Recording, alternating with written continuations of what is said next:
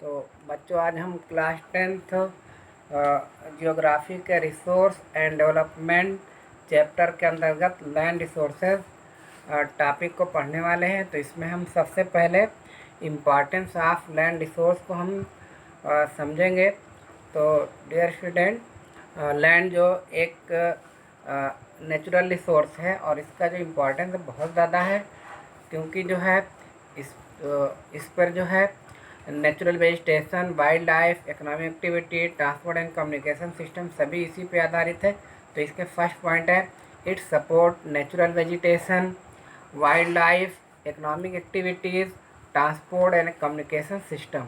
मतलब कि इस ज़मीन पर ही डिफरेंट टाइप की जो नेचुरल वेजिटेशन है, वाइल्ड लाइफ है और human life, economic activities, transport and communication system सभी आधारित है। India has land under variety of relief feature namely plain, mountain, plateaus island. यानी भारत की जो ज़मीन है उसकी जो है कई जो है भू आकृतियाँ हैं, जैसे प्लेन है, माउंटेन है, प्लेट्यूज है, आइलैंड है। तो फर्स्ट जो है पहला है कि प्लेन। तो आइए हम देखते हैं कि प्लेन का क्या इंपॉर्टेंस है।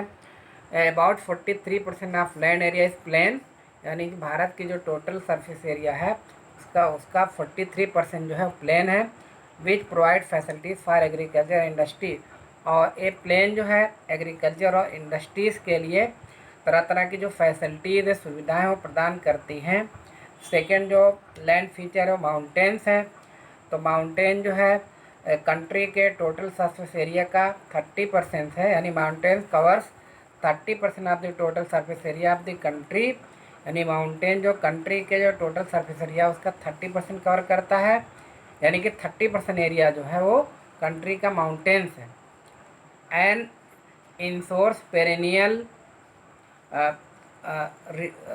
फ्लो ऑफ रिवर, और इससे जो है बहुत सी जो है पेरेनियल जो है रिवर्स निकलती है। पेरेनियल रिवर का मतलब कि वो नदियाँ जिसमें साल भर पानी रहता है उसको पेरेनियल रिवर्स कहते हैं। तो माउंटेन से पेरेनियल रिवर्स निकलती हैं। Provide facilities for tourism ecological aspect, और जो है माउंटेन जो है टूरिज्म के लिए अनुकूल सुविधाएं प्रदान करता है, और माउंटेन जो इकोलॉजिकल यानी आस्पेक्ट के लिए भी महत्वपूर्ण है। इसके बाद अगला जो है लैंड फीचर है प्लेटूज़ है।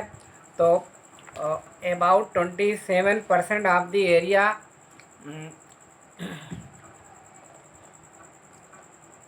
about 27% of the area of the country is plateau region, यानी कंट्री का जो है 27% एरिया जो है वो पठार है, यानी कि प्लेटू रीजन है। It has rich resource of mineral, forest and fossil food. और इसका क्या इम्पोर्टेंस है प्लेटूज का, कि इसमें जो है मिनरल्स का जो है भंडार है यहाँ पे बहुत ज़्यादा। इसमें फॉरेस्ट पाए जाते हैं और फॉसिल फ्यूल यानी जीवाश्म ईंधन जैसे कोल, पेट्रोल, नेचुरल गैस ये पठारों में मिलते हैं। तो इसका इम्पोर्टेंस हो गया डिस्टेंस।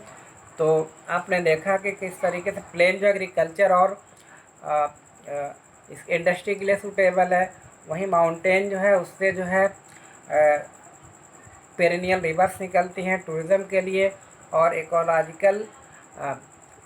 इकोलॉजी के लिए जो है वो महत्वपूर्ण है, इम्पोर्टेंस है। इसे प्लेटू जो है जो मिनरल्स के लिए फॉरेस्ट और फॉसिल फ्यूल इसमें पाए जाते हैं, तो इसका बहुत ही महत्वपूर्ण है। तो इस प्रकार से हम देखते हैं कि लैंड जो है वो रिसोर्स एक इम्पॉर्टेंट जो है रिसोर्स है। आइए हम देखते हो डियर स्टूडेंट, जो लैंड है, ठीक है, इसको जो है हमारे जो एंसेस्टर है, पूर्वज हैं, उन्होंने इस्तेमाल किया, हम भी यूज़ कर रहे हैं लैंड का, और आने वाली जो जनरेशन हमारी है वो भी यूज़ करेगी। तो ठीक है, वो भी यूज़ करेगी, तो इसलिए जो है यूज़ करेगी, और फ्यूचर जनरेशन जो यूज़ करेगी लैंड का। तो आइए हम देखते हैं कि लैंड डिग्रेडेशन क्या होता है। तो decrease in the quality of land is called land degradation, यानी कि ज़मीन की क्वालिटी में कमी आ जाना जो है उसको हम कहते हैं लैंड डिग्रेडेशन। तो इसके पीछे बहुत से नेचुरल और ह्यूमन फैक्टर भी हैं। तो आइए हम देखते हैं क्या रीज़न है, क्या काज है उसके लैंड डिग्रेडेशन के। तो यहाँ पे काजेस फॉर लैंड डिग्रेडेशन, तो पहला है डिफोरेस्टेशन, सेकेंड ओवरग्रेजिंग। तो डिफोरेस्टेशन एंड ओवरग्रेजिंग ये जो है लैंड डिग्रेडेशन के बहुत ही जो है इम्पोर्टेंट काज हैं। डिफोरेस्टेशन जानते हैं कि वनों की बड़े पैमाने पर कटाई, और ओवरग्रेजिंग माने पशुओं की अति चराई। तो ये दो फैक्टर जो काज हैं डिफोरेस्टेशन और ओवरग्रेजिंग, ये जो है लैंड डिग्रेडेशन के लिए बहुत ही महत्वपूर्ण कारण है। तीसरा है माइनिंग एक्टिविटीज़, जो खनन एक गतिविधियां हैं जहाँ से मिनरल्स वगैरह निकाले जाते हैं। जो माइनिंग एक्टिविटीज़ है वहाँ पर ज़मीन की जो खुदाई होती है और उसके जो मलबे होते हैं ओफिलियंट है वो खुले जो है छोड़ दिए जाते हैं, जिससे ज़मीन जो है डिग्रेड हो जाती है। इसके अलावा चौथा ओवर इरिगेशन, और अति सिंचाई, यानी कि बहुत ज़्यादा जो ज़रूरत से ज़्यादा जो सिंचाई हम खेतों को करते हैं, जैसे पंजाब, हरियाणा और उत्तर वेस्टर्न यूपी में डियर स्टूडेंट, यहाँ पर सिंचाई जो है खेतों में बहुत ज़्यादा होती है, और इससे जो है ज़्यादा सिंचाई करने से जो फील्ड हमारे खेत हैं वो उसमें जो है एल्केनिटी और सैलिनिटी जो है बढ़ जाती है, और जिसकी वजह से लैंड डिग्रेड हो जाती है। ठीक है, यानी कि ज़मीन की फर्टिलिटी से कम हो जाती है, ज़्यादा पानी से उसमें नमक बढ़ जाता है मिट्टी में, और मिट्टी जो है वो क्षारी हो जाती है। तो इस वजह से ओवर इरिगेशन की वजह से जो है मिट्टी की फर्टिलिटी जो है कम हो जाती है, वो ज़मीन डिग्रेड हो जाती है। एक और होता है इसका रीज़न इंडस्ट्रियल एफुलेंट, फैक्ट्री से निकलने वाले जो एफुलेंट है, वेस्ट मटेरियल है, ठीक है, उसकी वजह से भी ज़मीन डिग्रेड होती है। आइए हम देखते हैं कौन कौन से तरीके हैं जिसकी वजह से लैंड को डिग्रेड होने से रोका जा सकता है, कंट्रोल किया जा सकता है। तो पहला एफोरेस्टेशन, यानी कि ज़्यादा से ज़्यादा हम पेड़ लगाएं, प्लांटेशन करें, ज़्यादा वनारोपण करें, ज़्यादा वृक्ष लगाएं, जिसकी वजह से एफोरेस्टेशन जो है करें, जिसकी वजह से लैंड डिग्रेड कम होगी।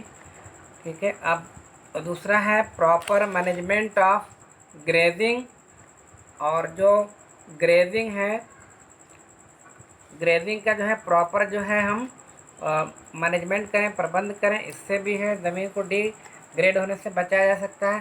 Planting of shelter belt of plant, और ये एक्टिविटीज़ जो है वो डेजर्ट एरियाज़ में होती है, क्योंकि डेजर्ट एरियाज़ में जो खेतों की मिट्टी होती है वो सैंडी होती है, तेज़ हवा चलती है, तो उससे वो मिट्टी एक जगह से उड़ के दूसरी जगह चलती है।